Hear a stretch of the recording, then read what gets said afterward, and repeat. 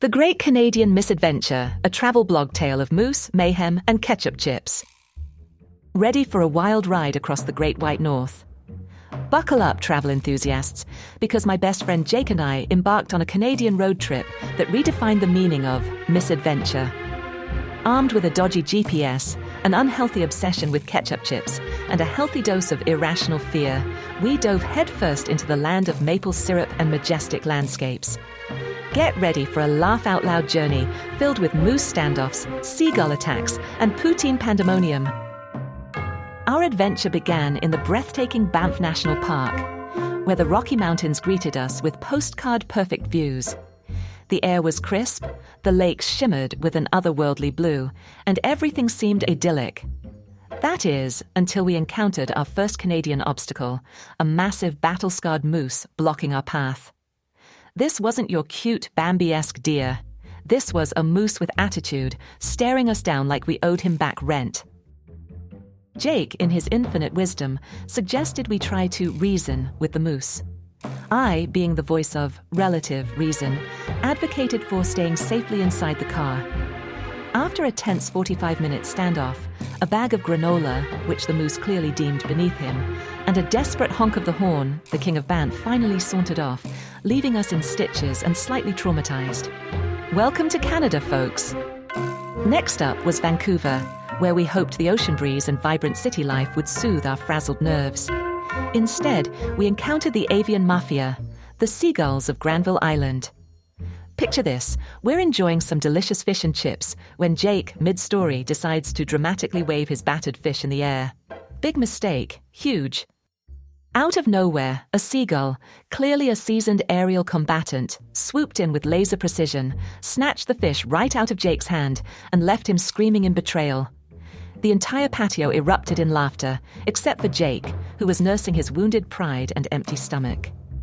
Lesson learned: never underestimate a Vancouver seagull's hunger for justice and fish.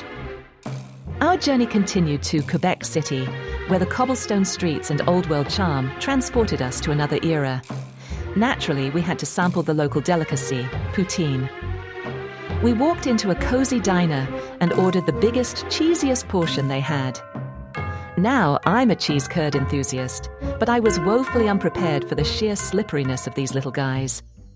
One unfortunate flick of my fork sent a rogue cheese curd soaring across the room, landing squarely in an elderly gentleman's coffee. His face, a masterpiece of horror and confusion, is forever etched in my memory.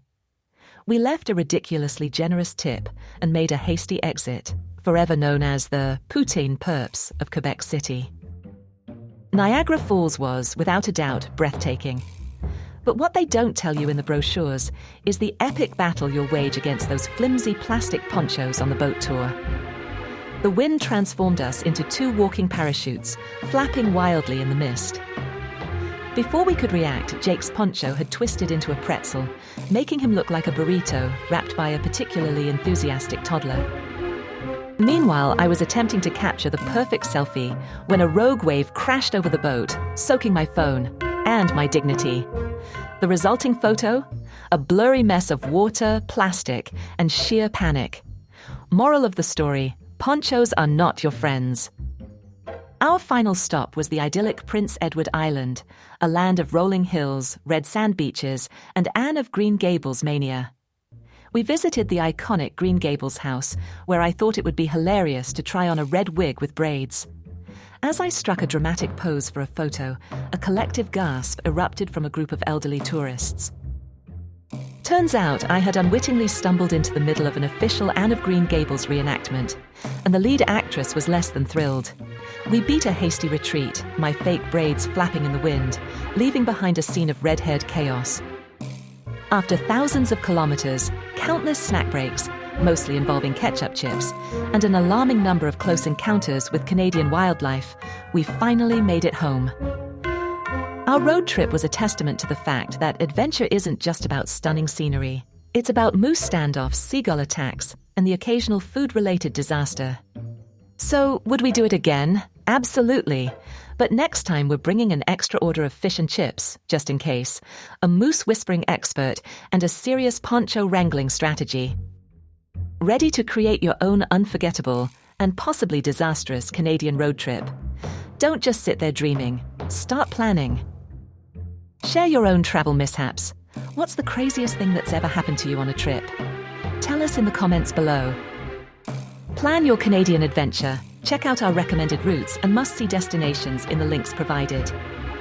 Subscribe for more travel tales. Don't miss out on our future adventures. Hit that subscribe button and join the misadventure.